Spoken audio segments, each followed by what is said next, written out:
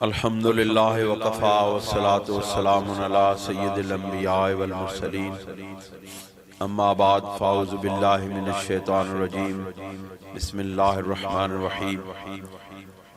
ان اللہ وملائکتہ یصلون علی النبی یا ایہا الذین آمنوا صلوا علیہ وسلموا تسلیما الصلاة والسلام علیکہ یا رسول اللہ وعلى آلك واصحابك يا حبيب الله الصلاة والسلام عليك يا رسول الله وعلى آلك واصحابك يا حبيب الله حضرات گرامی، صفدرآباد کے علاقہ میں پہلی مرتبہ حاضری کا شرف حاصل ہو رہا ہے اور ہماری خوش قسمتی یہ ہے کہ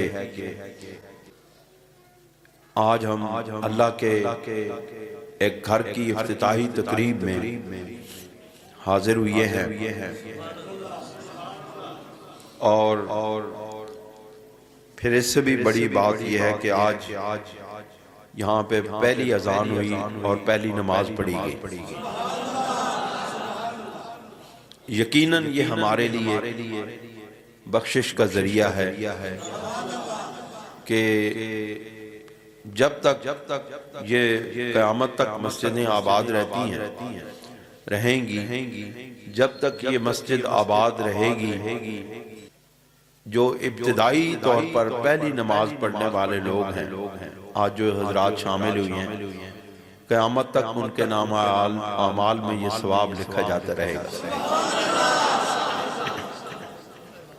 خوش قسمتی ہے ہماری، اور یہ بات یاد رکھیں، اللہ کریم بخششوں کے بہانے چاہتا ہے، اس کو بہت بڑے بنڈل اعمال کے نہیں چاہیے، اس کو اخلاص بھرا عمل چاہیے، اور اخلاص کے بغیر سارے عمل بیکار ہوتے ہیں۔ دوستو اور بزرگوں، میں آپ کے سامنے قرآن مجید کی سورہ نمل کی چند آیات آپ کے سامنے رکھتا ہوں اور اس میں سے شان نبوت بیان کریں گے۔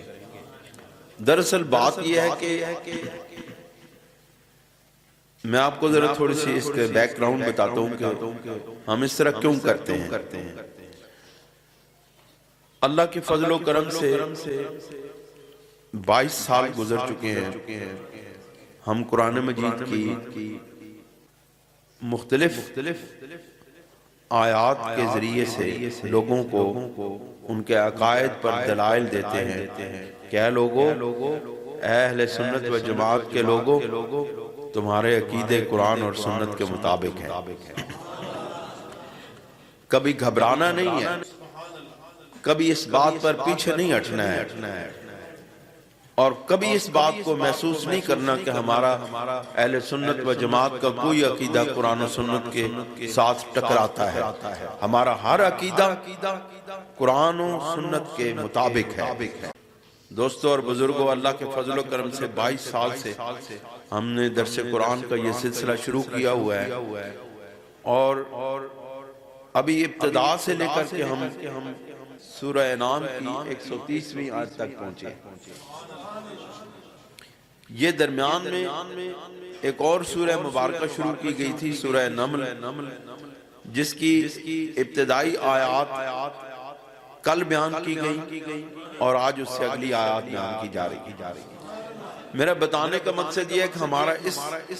یہ تسلسل کے ساتھ ہمارے درس قرآن مجید جاری رہتے ہیں، جہاں بھی جائیں قرآن و حدیث کے مطابق بات کرتے ہیں، اور یہ سلسلہ جاری رہتا ہے۔ اس لیے جس جگہ بھی گئے، کوئی محفل ہوئی، اس سے جو بھی آیات پچھلی آیات سے ملتی ہوں گی، ان آیات کو ہم بیان کرتے چلے جائیں گے۔ تو گزشتہ رات 24 کلام میں اسی سورہ نمل کی ابتدائی 7 آیتیں بیان ہوئی، آج اس سے اگلی آیت 8ویں آیت سے آج یہاں بیان کا آغاز ہوتا ہے۔ اس سے پچھلی آیت میں اللہ کریم نے اپنے پیارے نبی حضرت موسیٰ علیہ السلام کا ذکر کیا کہ حضرت موسیٰ علیہ السلام اپنی اہل کو، اپنی آل کو، اپنی زوجہ مبارکہ کو جب لے کر مصر کی طرف جا رہے تھے تو کوئی طور پہاڑ کے قریب سے گزرے تو آپ کو ایک روشنی نظر آئی، ایک نور نظر آیا۔ آپ نے اپنی زوجہ سے کہا، اپنی اہل سے کہا کہ میں وہاں جاتا ہوں، وہ نور ہے اور نور سے کوئی خبر لے کر آتا ہوں۔ اس کا مطلب ہے کہ نور سے خبریں ملتی ہیں، نور سے علم ملتا ہے۔ پھر انہوں نے کہا کہ میں وہاں سے، ہو سکتا ہے وہاں آگ جل رہی ہو تو میں وہاں سے آگ لے کر آتا ہوں تاکہ تم اس سردی کے موسم میں اس آگ سے مزید آگ سلگا کے ہم اپنے جسموں کی گرمائش حاصل کر سکیں۔ میں نے گزشتہ رات یہ عرض کیا کہ اللہ رب العزت نے اس کو آگ کیوں کہا، حالانکہ وہ آگ نہ تھی، وہ آگ انی آنست و نارا کہا کہ میں آگ لے کر آتا ہوں، لیکن وہ حقیقت میں آگ نہ تھی، وہ اللہ کی تجلی تھی، نور تھا۔ لیکن جب نبی نے کہہ دیا کہ وہ آگ ہے، اللہ نے بھی کہہ دیا کہ وہ آگ ہے۔ اللہ اپنے انبیاء کی لاج رکھتا ہے، اللہ تعالیٰ اپنے انبیاء کی شان اور عزتوں میں اضافہ کرتا ہے۔ تنقیص کرنے والوں کے سامنے یہ بات دلیل کے طور پہ پیش کی جانی چاہیے کہ اے لوگوں جو نبیوں کی شان کو کم کرتے ہو، تم ادھر تو دیکھو کہ اللہ رب العزت اپنے نبی کی زبان سے نکلے ہوئے لفظوں کی لاج رکھتے ہوئے اپنے انبیاء کی شان کو بلند کر رہا ہے۔ یہ کہہ کے حضرت موسیٰ علیہ السلام یہ بات کہہ کے جب اس روشنی کے قریب آئے، جب وہ جہاں سے نور انوارات الہیہ کی تجلیات پڑھ رہی تھی تو وہاں سے جب قریب آئے تو فلما جاءہا نودیا ان بورک من فی النار، کہ جب وہ اس کے قریب آئے، فلما جاءہا جب وہ اس کے قریب آئے، نودیا تو آواز آئی۔ آواز کس نے دی؟ آواز دی، ندا دی۔ ندا کس نے دی؟ یہ بات میں آپ کو بتانا چاہتا ہوں کہ آواز کس کی آئی تھی۔ جب نبی اس نور کے قریب ہوئے تو آواز آئی ان بورک من فی النار، کہ جو اس آگ میں برکت دے رہی تھی، ان بورک فی النار، کہ اے موسیٰ اس آگ میں برکت ہے۔ اے موسیٰ، آواز آئی کہ موسیٰ جب قریب پہنچے تو ندا دی گئی کہ جو اس آگ کے اندر ہے اس پر بھی برکت ہے۔ ومن حولہا، اور جو اس آگ کے، جو اس روشنی کے ارد گرد ہے اس کے اندر بھی برکت ہے۔ دوستو، جس وقت حضرت موسیٰ علیہ السلام نے دور سے اس روشنی کو دیکھا تھا، اس نور کو دیکھا تھا، تو اس وقت وہ علم الیقین کے مرتبہ پر تھے۔ یہ آپ کو میں گوش گزار کرنا چاہتا ہوں۔ جب دور سے دیکھا تھا اس نور کو، اس تجلی کو، تو آپ کو علم ہوا تھا، تب آپ نے کہا تھا کہ میں جاتا ہوں وہاں سے کوئی خبر لے کر آتا ہوں، اور خبر کا تعلق علم کے ساتھ ہے۔ اس کا مطلب ہے کہ جب وہاں تھے، دور تھے تو علم الیقین کے مرتبہ پہ فائز تھے۔ جب فلما جاءہا، جب قریب آئے تو عین الیقین کے مرتبہ پہ فائز تھے۔ عین الیقین، علم الیقین وہ ہے کہ کسی چیز کا علم حاصل ہو، وہ علم الیقین، یقینی علم حاصل ہوتا ہے، اور نبی کا علم ہمیشہ یقینی ہوتا ہے۔ ہمارا علم ظنی ہے، نبی کا علم ظنی نہیں ہے، گمان والا نہیں ہے، نبی کا علم یقین والا ہے۔ اس لیے نبی کی زبان سے نکلا ہوا کوئی ایک لفظ بھی ظنی نہیں ہوتا، سارے یقینی ہوتے ہیں۔ اس لیے کہتے ہیں نا جو حدیث پاک ہے، میں تو ان پڑھ آدمی ہوں لیکن علماء سے ہی سن کے ہم بات کرتے ہیں کہ علماء فرماتے ہیں کہ جو صحیح حدیث ہے وہ مفید علم یقینی ہے۔ اس کی تعریف ہے حضرت صاحب، وہ مفید علم یقینی اس وجہ سے ہے کہ نبی کی زبان سے نکلے ہوئے لفظ یقینی ہوتے ہیں، ان میں گمان نہیں ہوتا۔ اس لیے حضرت موسیٰ علیہ السلام جب اس آگ کے قریب پہنچے تو ندا دی گئی، آواز آئی کہ کون انبور کا من فی النار، کہ جو اس آگ میں ہے وہ بھی برکت والا ہے، ومن حولہا، اور جو اس کے ارد گرد ہے وہ بھی برکت والا ہے۔ کیا ہے موسیٰ؟ بتایا جا، آواز آئی، اللہ رب العزت کی آواز آئی، اللہ رب العزت نے آواز دی۔ کیا ہے موسیٰ؟ جو ہماری اس نور کے اندر ہمارے انوارات اور تجلیات آ رہی ہیں یہ بھی برکت والی ہیں، اور تو اس کے ارد گرد آ گیا ہے تو بھی برکت والا ہے۔ اس کا مطلب ہے جہاں پہ اللہ رب العزت کے انوارات اور تجلیات کا جہاں پہ نزول ہو رہا ہوتا ہے، اور یاد رکھیں یہ بات، اللہ رب العزت ایک بزرگ فرماتے ہیں، اللہ رب العزت ہر روز قلب مومن پر، حضرت علی رحمتنی رحمت اللہ علیہ کا قول ہے، آپ فرماتے ہیں کہ مومن کے قلب پر اللہ رب العزت ہر روز 360 مرتبہ اپنی تجلیات کا نزول کرتا ہے۔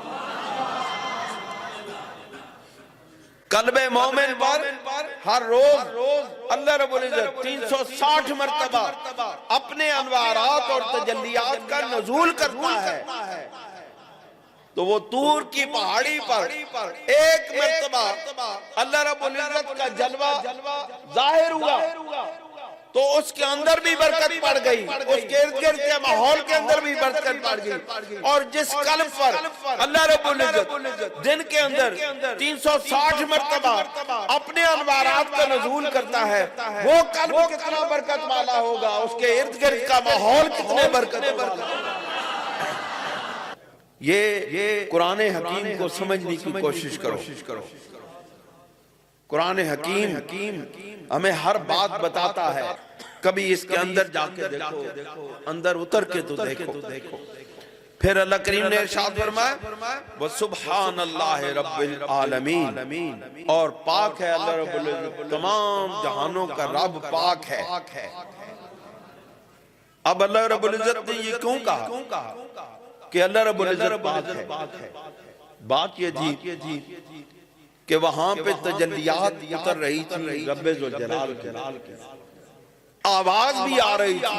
رب ذوالجلال۔ بعض حضرات کہتے ہیں فرشتوں نے آواز دی، لیکن اہل معرفت کہتے ہیں کہ نہیں، رب کی آواز۔ ایک حدیث پاک ہے، حضرت ابن عباس رضی اللہ تعالیٰ عنہ سے مروی ہے، آپ نے فرمایا کہ اس قول کے بارے میں ارشاد فرمایا ہے فَلَمَّا جَاءَهَا نُودِيَ أَنْ بُورِكَ مَنْ فِي النَّارِ، یعنی نفسہ، وہ جو برکت والی، جو جس چیز کی برکت تھی، حضرت ابن عباس رضی اللہ تعالیٰ عنہ ارشاد فرماتے ہیں یعنی نفسہ، وہ برکت اس کی ذات کی تھی، اس کی اپنی ذات کی، اس رب ذوالجلال کی ذات کی برکت تھی۔ قَالَ كَانَ نُورُ رَبُّ الْعَالَمِينَ، کانا نور رب العالمین، وہ نور اللہ رب العزت کا رب العالمین کا نور تھا۔ حضرت ابن عباس نے کہا، حضرت عبداللہ ابن عباس نے کہا کہ وہ نور رب العالمین تھا فی شجرت، اس درخت کے اندر۔ اس طرح دوسرے مفسرین جن میں حضرت قتادہ رضی اللہ تعالیٰ عنہ بھی ہیں، وہ بھی یہی کہتے ہیں کہ یہ نور رب العالمین تھا، اللہ رب العزت کا نور تھا۔ ایک اور حدیث میں آپ کے سامنے عرض کرتا ہوں کہ یہ نور جو ہے یہ اللہ رب العزت کے حجابات میں سے ہے، یعنی وہ جو تجلیات تھی وہ اللہ رب العزت کے حجابات میں سے تھی۔ یہ حضرت ابی موسیٰ رضی اللہ تعالیٰ عنہ کی یہ حدیث ہے، ان کی روایت ہے، فرماتے ہیں کہ قام فینا رسول اللہ صلی اللہ علیہ وسلم، کہ رسول کریم صلی اللہ علیہ وآلہ وسلم ہمارے درمیان تشریف فرما ہوئے، کھڑے ہوئے، بخمس کلمات فقال، تو حضور علیہ السلام نے 5 کلمات ارشاد فرمائے، 5 باتیں ہمیں ارشاد فرمائے۔ کون سی؟ ان اللہ عز و جل لا ینام، کہ رب ذوالجلال سوتا نہیں ہے، پہلی بات رب ذوالجلال کو نیند نہیں آتی، پہلی بات ولا ینبغی لہ ان ینام، اور یہ اس کے لیے جائز ہی نہیں ہے، اس کی ذات کے ساتھ یہ لگا ہی نہیں کھاتی بات کہ اس کو نیند آئے۔ اور دوسری بات یخفض القسط ویرفعہ، کہ وہ ترازو کو نیچے بھی کرتا ہے اور اوپر بھی کرتا ہے، یعنی اس کائنات کے نظام کو وہ کبھی نیچے کر دیتا ہے، کبھی اوپر کر دیتا ہے۔ یہ نظام زندگی جو آپ کو اپس ڈاؤن نظر آتے ہیں نا، اونچی نیچی باتیں، کبھی دکھ، کبھی غم، کبھی خوشیاں، کبھی فراوانیاں، کبھی تنگیاں، یہ سب اسی ترازو کے اوپر اور نیچے ہونے سے۔ اس واسطے مومن جو ہے اس ترازو کے اوپر اور نیچے ہونے سے پریشان نہیں ہوتا، کیونکہ یہ سب اس کے رب کی طرف سے ہوتا ہے۔ اور اس سے اگلی بات کہ یرفع الیہ عمل اللیل قبل عمل النہار، اس کے پاس رات کے اعمال صبح ہونے سے پہلے اس کی بارگاہ میں پیش کیے جاتے ہیں۔ ایک کام اوکھا، ایک کام ساڑھے واسطے اوکھا ہے، اے جڑے ساڑھے عمل اللہ دی بارگاہ دے اندر پیش ہونے نا، اے بڑا کام اوکھا ہے۔ باقی ساریاں گلاں اسی کار دنے ہیں، لیکن ہے کام ساڑھے کول نہیں ہونا، اس واسطے اڑ کول تیاری کوئی نہیں۔ حقیقت بات یہ ہے کہ اس کے لیے تیاری ہونی چاہیے۔ ہم ساری تیاریاں کر لیتے ہیں، کسی سفر پر جانا ہو ہم اپنے کپڑے پیک کر لیتے ہیں، اپنے سفر کے سارے سامان پیک کر لیتے ہیں، لیکن دوستو جس لمبے سفر پر جانا ہے اس کا سامان پیک نہیں کرتے، اور وہ سفر ہمارا روز کا سفر ہے۔ حضور سرور کونین صلی اللہ علیہ وآلہ وسلم ارشاد فرماتے ہیں کہ رات کے کیے ہوئی عمل صبح ہونے سے پہلے رب ذوالجلال کی بارگاہ میں پیش ہوتے ہیں۔ وَعَمَلُ النَّهَارِ قَبْلَ عَمَلِ اللَّيْلِ، اور صبح کے عمل، دن کے کیے ہوئے عمل رات ہونے سے پہلے رب ذوالجلال کی بارگاہ میں پیش کر دیے جاتے ہیں۔ اس کا یہ مطلب ہے کہ 24 گھنٹے کے اندر ہم 2 مرتبہ بارگاہ الہی میں پیش ہوتے ہیں اپنے اعمال کے حساب سے۔ تو ہمیں خیال کرنا چاہیے کہ ہم 24 گھنٹوں کے اندر 2 مرتبہ اپنے رب کریم کی بارگاہ میں جب پیش ہو رہے ہوں تو کم از کم ہمارے دامن اعمال میں نمازیں تو ہوں۔ ہمارا سب سے بڑا نقصان یہ ہے، اہل سنت و جماعت باقی سارے کام کر لیتے ہیں، ہم اہل سنت و جماعت کے جو مکتبہ فکر کے لوگ ہیں باقی ہم میں سارے کام کر لیتے ہیں، نعرے بھی لگا لیتے ہیں، جلسے بھی کر لیتے ہیں، اور دعوے بھی کر لیتے ہیں عزت و ناموس رسالت پر قربانی کے، لیکن ہم نماز نہیں پڑھتے۔ جو سرور کونین صلی اللہ علیہ وآلہ وسلم نے اپنی ساری حیاتی میں کبھی نماز ترک نہیں کی، ہم اس عمل کی پیروی نہیں کرتے۔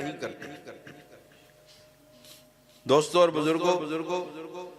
اللہ کریم ارشاد فرماتے ہیں کہ فلما جاء نودی ان بورک من فی النار، کہ جب وہ اس کے قریب ہوئے، اس آگ کے قریب ہوئے تو آواز آئی کہ جو اس آگ میں ہے، جو تمہیں جو آگ نظر آئی ہے موسیٰ، اس آگ میں جو ہے یہ بھی برکت ہے، اس کے ارد گرد کے ماحول کے اندر بھی برکت ہے۔ دوستو، مفسرین کرام نے اس بات پر بڑی بحث کی ہے کہ اللہ رب العزت تو جہد سے پاک ہے، سمت سے پاک ہے، وہ کسی جہد میں سماتا نہیں ہے، تو آواز بھی اس کی جہد سے پاک ہے، اس کا کلام بھی جہد سے پاک ہے۔ جس طرح وہ اس کی ذات قدیم ہے، اس طرح اس کا کلام بھی قدیم ہے۔ دوستو اور بزرگوں، اسی طرح اس کا اسماء بھی قدیم ہے، اس طرح اس کی صفات بھی قدیم ہے، اس کی آواز بھی قدیم ہے۔ علماء فرماتے ہیں کہ یہ پھر آواز اس جہد کے اندر آ رہی تھی، آواز آ رہی تھی، علماء فرماتے ہیں وہ کسی جہد سے آواز نہیں آ رہی تھی، اللہ رب العزت کا کلام اس وقت بغیر کسی جہد کے نازل ہو رہا تھا، اور وہ صرف سنائی دے رہا تھا حضرت موسیٰ علیہ السلام کو، اور کسی کو سنائی بھی نہیں دے رہا تھا۔ علماء فرماتے ہیں وہ صرف آواز ادھر سے آ رہی تھی، سن نبی رہے تھے، آواز ادھر سے آئی، سنا نبی کے کانوں نے۔ اب وجہ کیا ہوئی کہ وہ کلام جو جہد سے پاک ہے، اس کلام کو جو ممکن الوجود جسم ہے، اس نے سنا کیسے؟ یہ بات اگر کسی کی سمجھ میں آ جائے تو اس کو شان نبوت سمجھ آ جائے۔ ہاں، جو کہتے ہیں نبی ہماری طرح ہیں، ان کو بات سمجھ آ جائے کہ نبی کا مقام اور مرتبہ کیا ہے۔ دوستو، اللہ رب العزت کی آواز جہد سے پاک آواز آئی، اور کسی نے نہ سنا، صرف حضرت موسیٰ علیہ السلام نے سنا۔ علماء فرماتے ہیں اس وقت حضرت موسیٰ علیہ السلام مجسم کان بن گئے تھے، ان کا سارا جسم کان بن گیا تھا، اور وہ رب ذوالجلال کی آواز کو سن رہے تھے۔ اور فرمایا اس وقت اللہ رب العزت کے وہ محبوب بندے حضرت موسیٰ علیہ السلام مقام نبوت سے وہ کلام سن رہے تھے، مقام بشریت سے کلام نہیں سن رہے تھے۔ اس کا مطلب ہے کہ نبی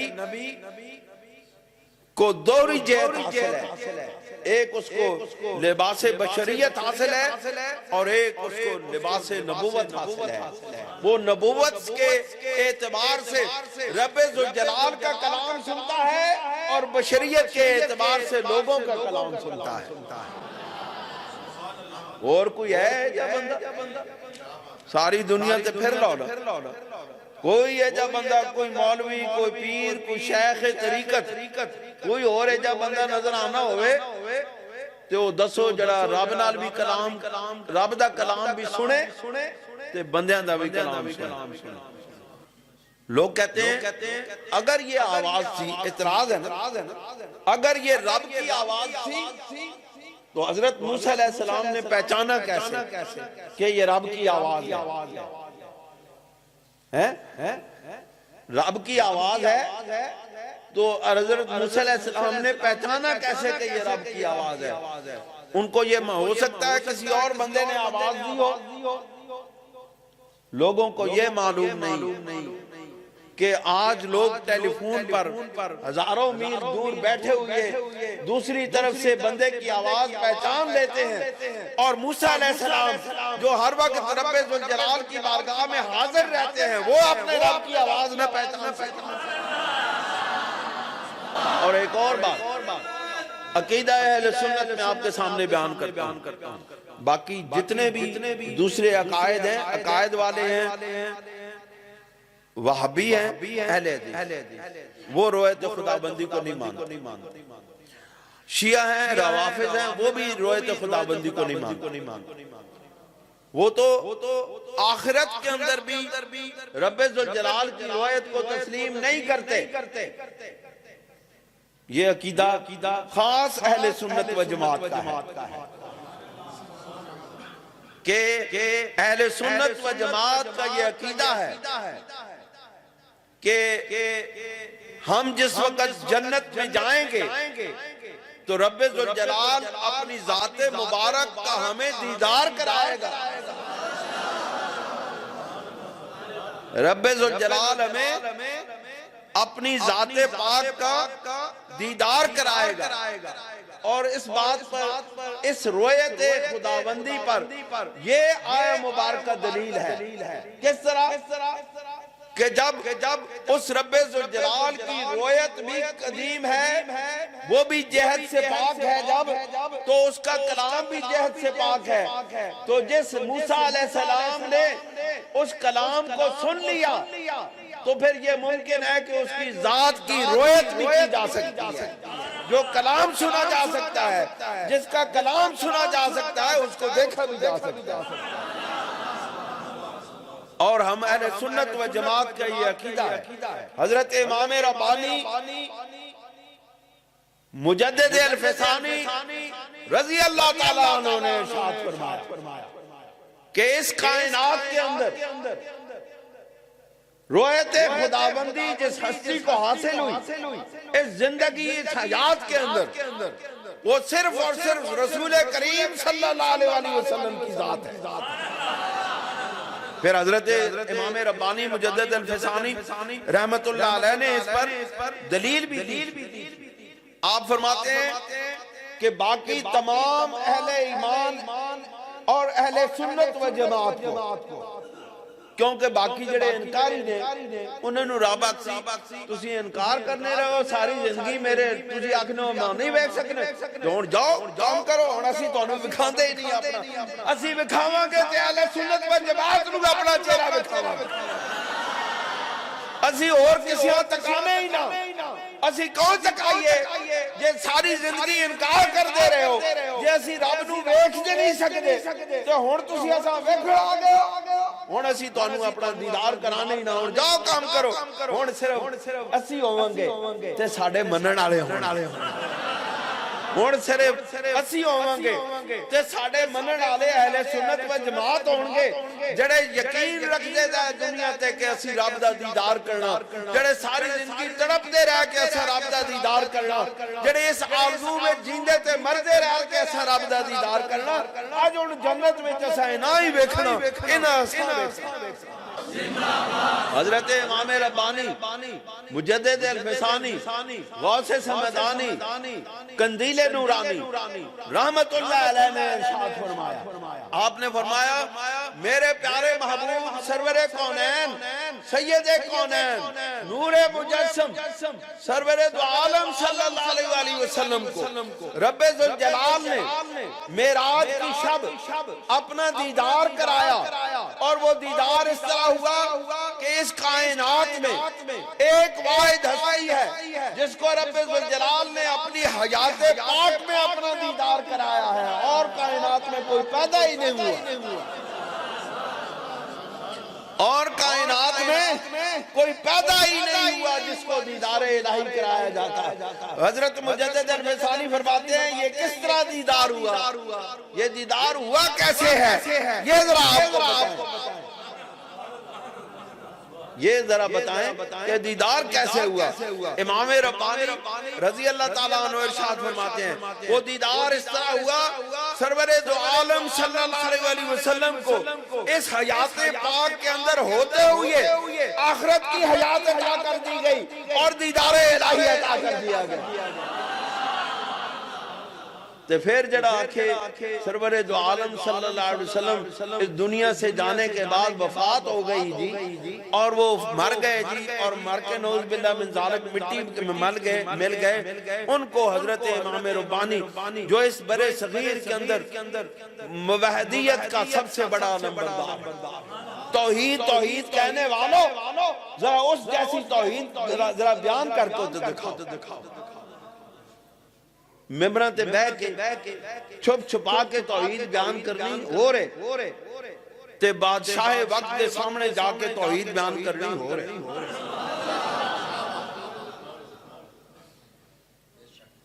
ہمیں حضرت امام ربانی رضی اللہ تعالیٰ عنہ کی اس سیرت پاک اور ان کے اس کردار و عمل کو اپنانا ہوگا اگر دین کو سر بلند کرنا چاہتے ہو، اگر دین کو عزت دینا چاہتے ہو، اگر دین کو طاقت اور قوت دینا چاہتے ہو تو پھر حضرت امام ربانی رضی اللہ تعالیٰ عنہ کی پیروی کرنی ہو۔ وہ فقیر، وہ تنہ تنہا فقیر سرحند شریف کی ایک کوٹھڑی میں بیٹھا اور اس نے افغانستان سے لے کر کے بحر ہند تک پھیلی ہوئی ریاست کو، بادشاہت کے نظام کو تہو بالا کر کے وہاں پر شریعت مصطفی کا نفاذ کر دیا۔ ایک کہنے والی گل ہو رہے کر کے دکھانا ہو رہا۔ جب خان اعظم رحمت اللہ علیہ خانان جو جہانگیر بادشاہ کا کمانڈر ان چیف تھا، اس نے جب کہا مرید تھا حضرت امام ربانی کا، اس نے کہا کہ میں جہانگیر بادشاہ کا تختہ الٹتا ہوں اور آپ کو اس بادشاہ پر بٹھاتے ہیں۔ حضرت امام ربانی رضی اللہ تعالیٰ عنہ نے ارشاد فرمایا ہم شریعت مصطفیٰ نافذ کرنے آئے ہیں، ہم بادشاہ بننے کے لیے نہیں آئے، ہم بادشاہ بنانے کے لیے آئے۔ دوستو حضرت امام ربانی رضی اللہ تعالیٰ عنہ ارشاد فرماتے ہیں شان مصطفیٰ یہ ہے، آپ فرماتے ہیں سرور دو عالم صلی اللہ علیہ وسلم کو اس زندگی کے اندر دوہری زندگی عطا کر دی گئی تھی۔ اس کا مطلب ہے سرکار دو جہاں صلی اللہ علیہ وسلم کی حیات بھی ایک جیسی ہے اور حیات کے بعد کی زندگی بھی ایک جیسی ہے۔ جو لوگ کہتے ہیں کہ رسول اللہ صلی اللہ علیہ وسلم کو وفات ہو گئی اور ان کا معاملہ اور ہو گیا ہے، ان کو حضرت امام ربانی رضی اللہ تعالیٰ عنہ کی اس بات پر غور و فکر کرنا چاہیے کہ حضور سرور دو عالم صلی اللہ علیہ وسلم کو، سرور کونین صلی اللہ علیہ وسلم کو دیدار الہی ہوا، انہوں نے دیدار الہی ہویا تے سنو ہوئے گا۔ رب نے اپنے پہلے اپنے محبوب نو بکھایا ہے تے تاں حضور سانو دسن گے نا اے رب ہے، اساں تو کوئی نہیں بیکھیا رب نو، بیکھیا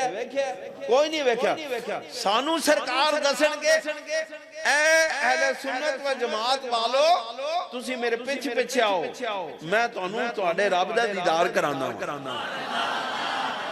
سانو سرکار دسن گے کہ او میرے رب دے جلوے پہ پہندے نے، اے میرے رب دی ذات دے جلوے نے، انہاں نوں ذرا دیدار کرو، اے میرے رب دی ذات دا دیدار ہے۔ دنیا کے اندر اللہ کی تجلیات آپ دیکھ سکتے لیکن ذات کو نہیں دیکھ سکتے، ذات کو آپ جنت میں جا کے دیکھیں گے اور انشاءاللہ ہم دیکھیں گے۔ پھر اللہ کریم ارشاد فرماتے ہیں، آخری بات عرض کر کے اجازت چاہتا ہوں، اللہ کریم ارشاد فرماتے ہیں یا موسیٰ انہو انا اللہ، پھر تصدیق سب کر دی کہ اے موسیٰ انہو انا اللہ، بے شک وہ میں اللہ ہی ہوں، جو آواز آئی وہ میری سی، کسے اور دی نہیں، تانجے کل لوگ ہے نا آکھن بھیا اور کسے دی آواز موسیٰ نے سن کے انہوں رب آکھ لیا، موسیٰ وہ میں ہی ہاں، سارے نو دس دے کو میں ہی ہاں، یا موسیٰ انہو ان اللہ العزیز الحکیم، وہ بڑا زبردست حکمتوں والا ہے، وہ اتنا زبردست طاقت والا ہے، وہ جس کو چاہتا ہے اپنا دیدار کراتا ہے، جس کو چاہتا ہے اپنے دربار سے بھگا دیتا ہے اور دور کر دیتا ہے۔ دعا ہے کہ اللہ کریم ہمیں اپنے پیارے محبوب صلی اللہ علیہ وسلم کی سچی غلامی میں زندگی عطا فرمائے، اور اسی زندگی میں ہمیں موت عطا فرمائے، اور اسی موت کے اندر سے ہمیں زندگی عطا فرمائے۔ یاد رکھو اسا مر کے بھی نہیں مرنا گے، اسی مر جاواں گے پھر بھی نہیں مریں گے، سرکار دا جڑا بندہ دیدار کر لے گا وہ کدے نہیں مردے۔ کیوں جی؟ موت در حقیقت موت، حقیقی موت ہے کیا؟ اس سانس دے آنے جانے نال زندگی ہے، ان کو اللہ اس کو زندگی، اللہ نے زندگی نہیں قرار دیا، اللہ نے چاہا ہے ایک مردہ نے، زندگی حیات ہے رسول اللہ کے قدموں میں، اور موت ہے ان قدموں سے دوری، بس زندگی اور موت اتنی سی ہے۔ جو سرور دو عالم صلی اللہ علیہ وسلم کے قدموں سے ساتھ لگ گیا اس کو حیات مل گئی، جو ان قدموں سے دور ہو گیا وہ جیتے ہوئے بھی مر گیا۔ زندگی سانس کے آنے اور جانے کا نام نہیں ہے، زندگی سرور دو عالم صلی اللہ علیہ وسلم کی عزت و ناموس پہ قربان ہونے کا نام ہے۔ سارے مٹنے والے مٹ گئے، سارے مٹنے والے مٹ گئے، مٹان والے مٹ گئے، نام کس کا زندہ رہا؟ جو رسول کے قدموں پہ قربان گیا۔ غازی علم الدین رحمت اللہ علیہ، بلکہ ہم تو رضی اللہ تعالیٰ عنہ کہیں گے کہ ان کو دیدار مصطفیٰ ہوا تھا، ان کو مٹانے والے مٹ گئے، ان کا نام و نشان مٹ گیا، ان کی قبر پر ان کی قبروں کے نشان مٹ گئے، ان کو جانتا کوئی نہیں ہے، لیکن آج بھی غازی علم الدین کی رات کے پچھلے پہر بھی چلے جاؤ وہاں پہ آپ کو سلام کرنے والے لوگ، آج بھی غازی ممتاز قادری کی قبر پر رونق لگی ہوئی ہے، آج بھی ان شہداء، وہ شہداء جنہوں نے سرور دو عالم صلی اللہ علیہ وسلم کی قدموں کے ساتھ لگ کے حیات پائی ہے، وہ آج بھی زندہ ہے۔ اس لیے زندگی ہے سرکار کے قدموں میں، اور موت ہے سرکار کے قدموں سے دوری۔ اللہ تعالی ہمیں حقیقی اور سچی غلامی رسول اللہ کی عطا فرمائے۔ اللہ کریم اس مسجد پاک کو آباد رکھے، اور اس کو بنانے والے جنہوں نے اس مسجد کو بنایا ہے اور جنہوں نے اس کی تعمیر کی ہے، جنہوں نے اس کے اندر اینٹیں لگائی ہیں، اس کی تعمیر کی ہے، جنہوں نے بنایا ہے، جنہوں نے اپنا مال لگایا ہے، اللہ کریم ان کو اس دنیا کے اندر بھی سربلندی عطا فرمائے اور ان کو آخرت میں بھی سربلندی عطا فرمائے۔ سرکار دو جہاں صلی اللہ علیہ وسلم کی حدیث پاک کا مفہوم ہے، آپ نے فرمایا دنیا ساری جب مٹ جائے گی، جب یہ زمین تباہ و برباد ہو جائے گی اور یہ پہاڑ جو ہے روئی کے گالوں کی طرح اڑنے لگیں گے، تو یہ مسجدیں باقی رہ جائیں گی، مساجد کو سفید اونٹنیوں کی شکل دے دی جائے گی اور ان کو جنت میں داخل کر دیا جائے گا۔ تو جو